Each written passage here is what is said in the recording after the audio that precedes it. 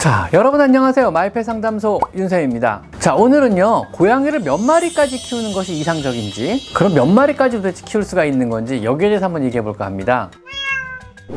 주변에 보면 고양이를 키우시는 분 굉장히 많으신데요. 한 마리 키우시는 분보단 두 마리 키우시는 분이 점점 늘어나는 추세거든요. 그리고 제가 보기에는 지나치게 많은, 호도 수준에 가깝게 많이 키우시는 분도 보게 되거든요. 그럼 도대체 이런 환경에서 몇 마리까지 키울 수 있을까? 이런 문제 한번 좀 고민해 볼 필요 있지 않을까요?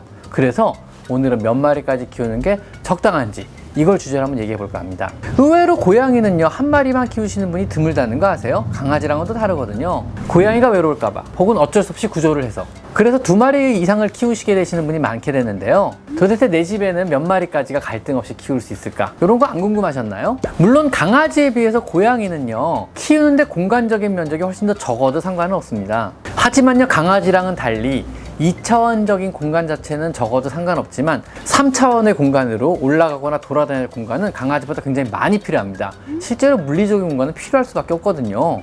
혹시라도 서로 적대적인 관계에 있는 고양이들을요, 좁디 좁은 물리적인 공간에 같이 살도록 강요하는 행위는요, 정말 고양이의 입장을 하나도 고려하지 않은 상황이 될 수 있거든요. 그런 경우는 고양이 호도가 돼버리는 겁니다. 현재 이 공간에 이 정도 고양이가 적다 많다의 의미는요, 즉 내가 호더이냐 아니면 고양이를 단지 좋아해서 많이 키우는 사람이, 이 차이는요, 사실은 고양이 삶의 질에 연관된 문제고요. 고양이 삶의 질이 좋고 괜찮다 그러면은 절대 호도가 아니고요. 여러 마리의 고양이를 키우시는 분이지만 고양이의 삶의 질을 떨어뜨려 가면서까지 여러 마리 키운다 그러면 그게 바로 호도가 될 수도 있는 겁니다. 즉 아주 작은 차이거든요. 그 차이는 호도다 아니다는 사람이 기준을 잡는 게 아니고요, 고양이의 삶의 질과 연관된 문제가 되는 겁니다.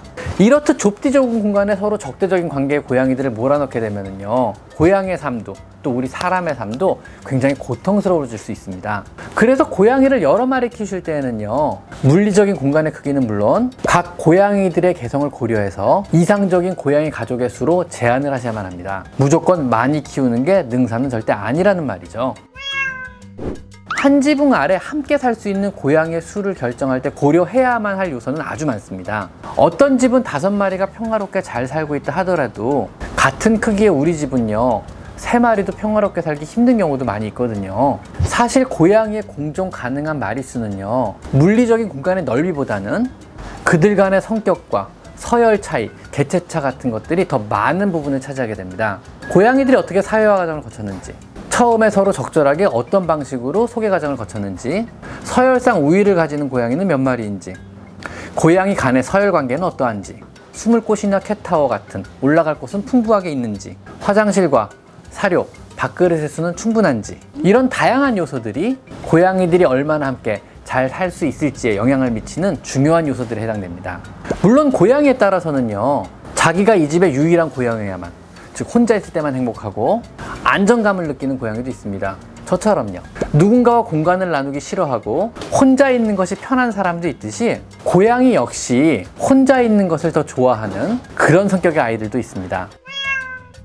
또한요, 다묘 가정을 유지하기 위해서는요, 양육비 또한 중요한 고려사항 중에 하나입니다. 여기에는요, 사료값은 물론이고 화장실, 모래비용, 예방접종 비용, 또는 아플 때 들어가는 비용 등 동물병원에 다니며 들어가는 비용까지 일체를 포함해야 됩니다. 단순 계산만 해봐도요, 한 마리의 최소 사료 비용은요, 한 달에 3만 원이 넘습니다. 모래 비용은 한 달에 한 마리에 2만 원 이상이고요. 그럼 계산해 보자고요. 모래랑 사료 비용만으로도 얘들은 한 달에 5만 원이라는 지출이 생기게 돼요. 한 마리당요. 1년이면 60만 원이고요.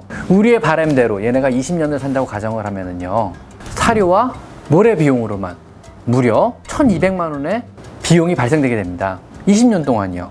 여기에 매년 접종비, 그 다음 구충에 들어가는 비용, 질병이나 상해 등으로 들어갈 수 있는 어떤 치료 비용들, 그리고 장난감이나 캣타워나 미용에 들어가는 비용 등을 고려하면은요, 한 마리당 20년간 들어갈 수 있는 비용은 수천만 원에 달할 수도 있습니다. 2마리라면 그 2배가 들어갈 거고요, 3마리라면 그 비용이 3배가 들어가는 겁니다. 즉 이런 거를 어느 정도 계산을 해보고 키우셔야 된다는 거죠.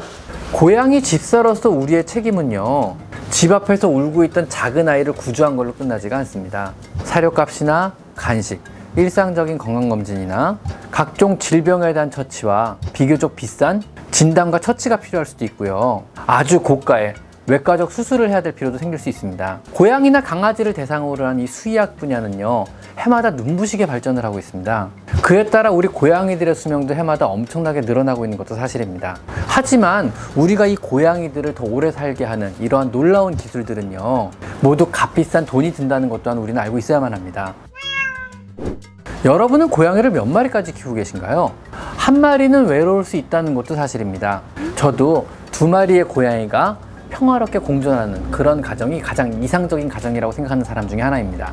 하지만 지금 현재 너무 많은 고양이를 너무 버겁게 부양하고 계신 건 아닌지, 그런 거에 대한 생각도 한 번쯤은 해보실 필요가 있을 것 같습니다. 대책 없이 혹은 어쩔 수 없이 너무 많은 고양이를 구조하고 입양해서 서로가 힘든 삶을 살지 않도록 우리는 항상 조심해야 됩니다.